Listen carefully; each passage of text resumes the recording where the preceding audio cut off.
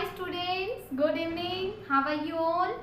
I hope you are good, right? आप सभी अच्छे हैं, मैं भी अच्छी हूँ. Yes, I welcome you all on my YouTube channel Usha Classes. So please like and subscribe and share it, okay? And don't forget to press the bell icon button, okay? So that you will get the latest notifications. Yes. So students wants the more questions based on the sitting arrangement. So I have made this video for you students. Today we will discuss the miscellaneous questions of sitting arrangement. Okay, miscellaneous questions करेंगे. So let's start with the miscellaneous questions. Okay, तो चलो start करते हैं miscellaneous questions को. इसमें हमारे पास दिया हुआ है, क्या दिया हुआ है कि 6 फ्रेंड्स हैं. कितने फ्रेंड है? 6 फ्रेंड है. कितने फ्रेंड्स हैं? 6 फ्रेंड्स है. PQRSTU आर सिटिंग अराउंड है. किसमें? वाओ, हेक्सागोनल टेबल पे बैठे. हेक्सागोनल मीन 6 साइड होती जिसकी, और टेबल के किस पे बैठे हैं? कॉर्नर्स पे. कहाँ पर फेसिंग है उनका? Facing the centre. तो ये मिसलेनियस क्वेश्चन है आप सभी के लिए. आपकी बुक में भी दिया हुआ है, इस टाइप का क्वेश्चन दिया हुआ है. तो चलो इसको कर लेते हैं. तो शॉर्ट नोट्स के लिए हम क्या करेंगे, इधर बनाएंगे अपने शॉर्ट नोट्स. ठीक है, इधर हम बना लेते हैं एक हेक्सागोनल शेप.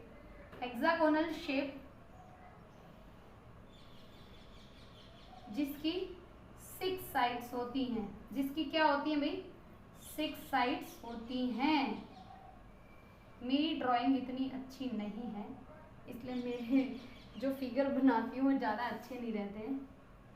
इनसाइड फेसिंग भाई, कॉर्नर कितने हैं? 2, 3, 4, 5 and 6. This is the centre of the hexagonal. ये मेरे पास शेप दी हुई है, ये मुझे पता होना चाहिए हेक्सागोनल कैसे बनेगा. ठीक है, फिर हमें दिया P sits second to the left of U. जो P है वो second to the left of U.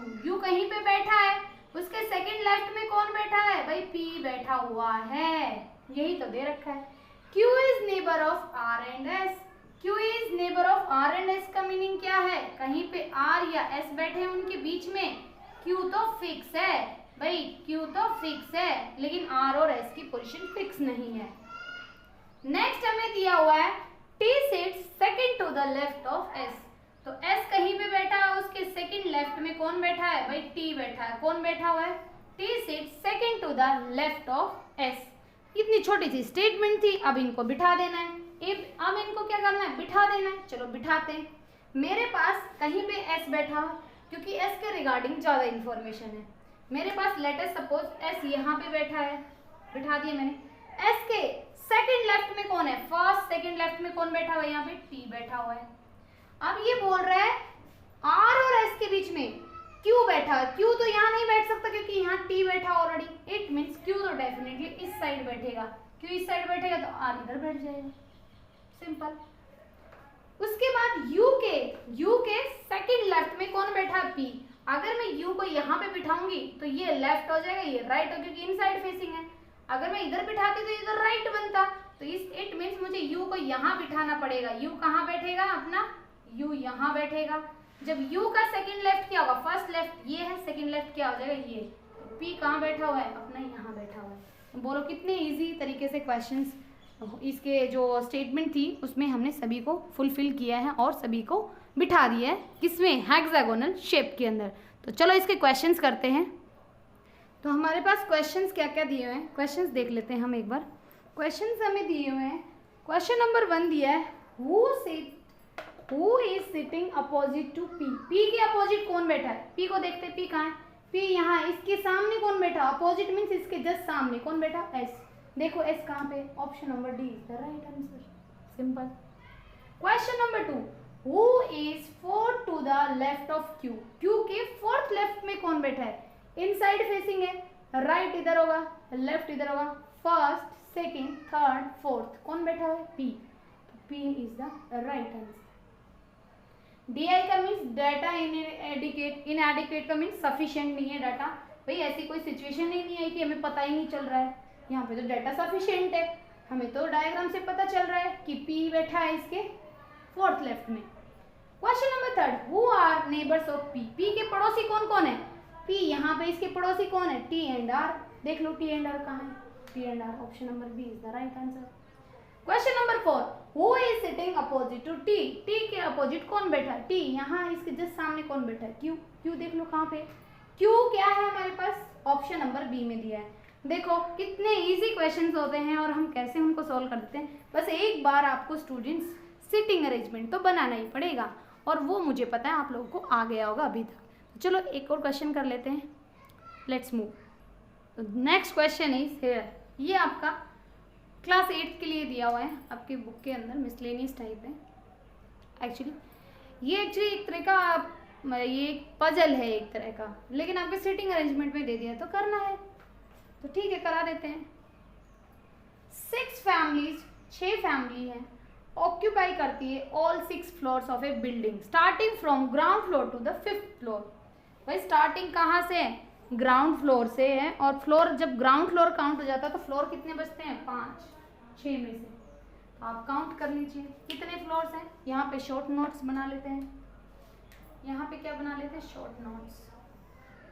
Floors कितने बनाने हैं हमें? कितने फ्लोर्स बनाने हैं हमें? बनाने 6 फ्लोर है टोटल। तो ग्राउंड फ्लोर मीन्स 0 यहाँ से कर लेते हैं 0 1 2 3 4 एंड 5। कितने फ्लोर हो गए हैं? 5। इनमें कोई ना कोई बैठा होगा, इनमें कोई ना कोई बैठा होगा, लेकिन हमें नहीं पता कौन कहाँ बैठा है, वही हमें बिठाना है। तो चलो इंस्ट्रक्शंस पढ़ते हैं। A and C have the same distance as in between B and A। तो इस तरह की स्टेटमेंट्स को हम कैसे लिखते हैं? इस तरह की स्टेटमेंट्स को हम लिखते हैं, कैसे लिखते हैं? चलो लिखते मेरे साथ साथ लिखते जाइए ताकि आपको कोई फिर दिक्कत नहीं आए, ठीक है। तो चलो A और C, जितना A और C के बीच में लोग बैठे हुए हैं, सेम A C के सेम डिस्टेंस है। जितना A और C में डिस्टेंस मीन्स A और C में जितने लोग बैठे हुए हैं उतने ही मेरे किस में बैठे हैं? B एंड A में। तो इसको रिप्रेजेंट करने के लिए सबसे बेहतर होता है, सबसे बेहतर तरीका होता है जब हमारे पास एक इंसान कॉमन है, इधर भी ये A है और इधर भी ये है, तो इसको लिखने का सबसे बेस्ट तरीका क्या होता है? सबसे बेस्ट होता है क्या होता है वो मैं लिख देती हूँ। कैसे लिखते हैं देखो, कि जितने C और A में कितने लोग हैं, A को ऊपर लिख लेती हूँ, A और C में जितने लोग हैं उतने ही कितने हैं B और A में। यहां से ये समझ में आ गया होगा, ठीक है।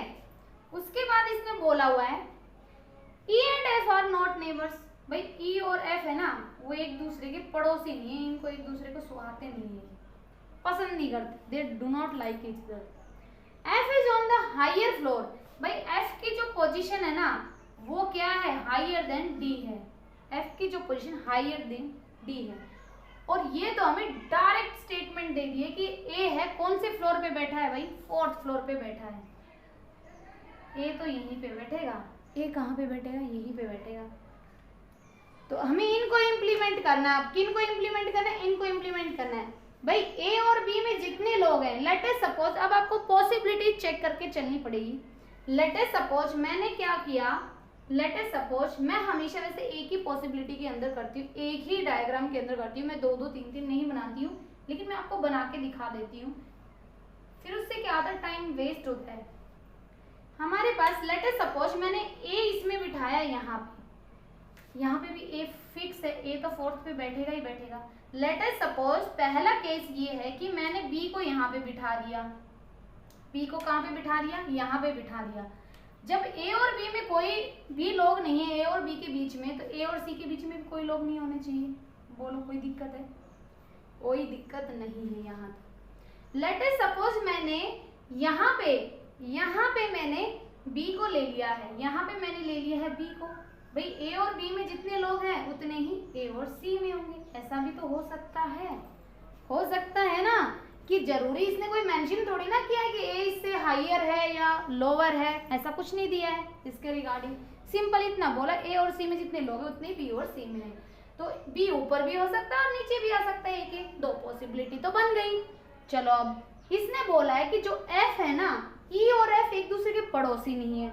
लेट अस सपोज मैंने f को यहाँ पे बिठा दिया, f को मैंने यहाँ पे बिठाया, f को मैंने यहाँ पे बिठाया और मैं e को यहाँ पे बिठा दूं, e को यहाँ पे बिठा दूं, बचा ही अपने यहाँ पे d। ऐसा हो सकता है ना, ऐसा हो सकता है, लेकिन e और f तो पड़ोसी नहीं हो सकते। इट मीन्स ऐसे नहीं बैठेंगे ये, इट मीन्स ऐसे नहीं बैठ सकते हैं ये, तो नहीं बैठ सकते, तो वॉयलेशन हो रहा है स्टेटमेंट का, वॉयलेशन हमें नहीं करना है। तो अब क्या होगा, यहाँ पे क्या मैं d नहीं बिठा सकती, हायर होना चाहिए, इससे पहले बैठेगा, इससे मतलब ऊपर बैठेगा कौन, हमारे f। तो मैं d को अगर यहाँ पे बिठा दूं, d को मैं यहाँ बिठा दूं और e को यहाँ बिठा दूं, तो f और e तो पड़ोसी नहीं है, f और e तो पड़ोसी नहीं है। इसी तरह मेरे पास अगर मैं f को यहाँ पे बिठाऊं, ऐसा भी तो हो सकता है। कैसा हो सकता है आप बताइए मुझे, क्या ऐसा पॉसिबिलिटी नहीं हो सकती कि मैं f को यहाँ बिठा दूं, d को यहाँ बिठा दूं और मेरे पास e यहाँ पे बैठ जाए। हो सकता है कि इट मीन्स मेरे पास एक और पॉसिबिलिटी बन सकती है। इसमें तो बहुत ज़्यादा पॉसिबिलिटीज बन रही है। तो हमने देखा f is on higher floor then d, ठीक है, तो f is on higher floor, f और e आसपास नहीं आना चाहिए, ठीक है, हम कर लेते हैं ऐसे।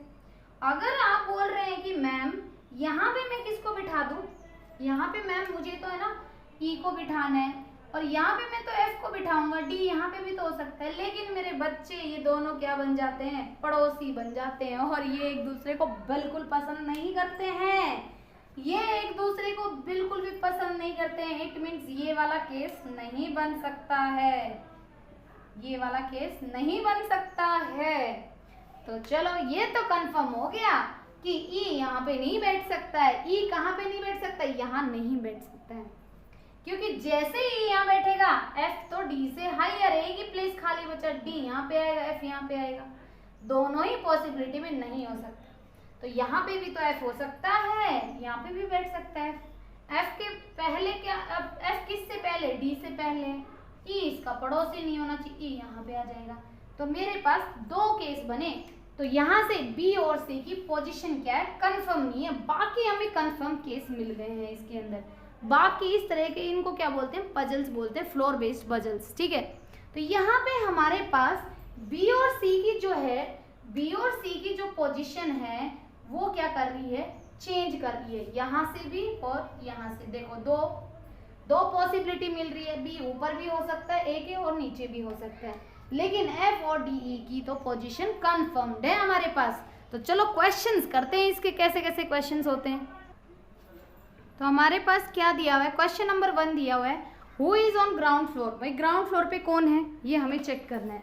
ग्राउंड फ्लोर पे मीन्स आपका जो ग्राउंड फ्लोर है, सबसे लोवेस्ट फ्लोर है, वो कौन बैठा है यहाँ पे, वो हमें बताना है। Who is on ground floor, ground floor पे कौन बैठा है भाई, हमारे पास कंफर्म है E बैठा हुआ है। E देख दो हमारे पास, दोनों ही केसेस में E बैठा हुआ है। Who is on first floor, दोनों ही केसेस में कौन बैठा है भाई, D बैठा हुआ है, सो C is the right answer. Who is on second floor, C option हमारे पास राइट हो गया। Who is on second floor, second floor पे कौन है, F कंफर्म है, F कंफर्म है, तो option number D is the right answer. Who is on top floor, भाई टॉप फ्लोर पे B भी हो सकता है और C भी हो सकता है, तो यहाँ से ऑप्शन नंबर A दिया है B, ऑप्शन नंबर B दिया है C, option number D, E and C and D। तो दो ऑप्शन दिए हैं हमारे पास। अगर सिंपल B दिया होता तो हम B पे टिक करके चल देते, और अगर सिर्फ C दे रखा होता तो हम C पे टिक करके चल देते, लेकिन यहाँ दोनों ही दे दिए B and C। It means we can not determine, C and D means can not determine. Who occupy floor between A and F, A and F के बीच में, A एंड F के बीच में किसने फ्लोर ऑक्यूपाई कर रखा है, A and F, A and F के बीच में कौन है, B भी हो सकता है C भी हो सकता है, B भी हो सकता है C भी हो सकता है। तो आप इसको एक बार देख लीजिए, B या C, इसको मैं थोड़ा सा चेंज कर रही हूँ, B या C। तो आप क्या करेंगे, इसको ऑप्शन नंबर D पे टिक करके चलेंगे, किस पे, ऑप्शन नंबर D पे टिक करके चलेंगे। अगर यहाँ पे नन ऑफ दीज भी दिया है ना, नन ऑफ दीज भी दिया, तब भी हम क्या करेंगे, तब भी क्वेश्चन को सोल्व कर सकते हैं, तब भी हम कर सकते हैं। ऑप्शन नंबर D, जैसे आपको नन ऑफ दीज दिया है तो क्या करेंगे, जब हमें पता है A और F के बीच में B या C में से एक बैठेगा, हमें ऑप्शन में B दिया हो तो हम B पे टिक करके चल देंगे, और अगर B और C दोनों दे रखे हैं तो कैन नॉट डिटरमाइन कर देंगे, और B और स्लैश सीधे रखा होगा तो बी और स्लैश पे टिक करके चल देंगे। तो स्टूडेंट्स इस तरह के हमारे पास क्वेश्चंस थे। आई होप आप सभी को समझ में आए होंगे। ये हमारे मिसलेनियस क्वेश्चंस थे। तो स्टूडेंट्स इन सभी की प्रैक्टिस करना अपने घर पे ताकि आपको अच्छे से समझ में आए। तो स्टूडेंट्स शेयर करना ना भूलें और कोई भी दिक्कत हो, कोई भी क्वेरी हो, please ask to me in comment section. Okay, so students, bye bye, take care, see you in the next video, bye.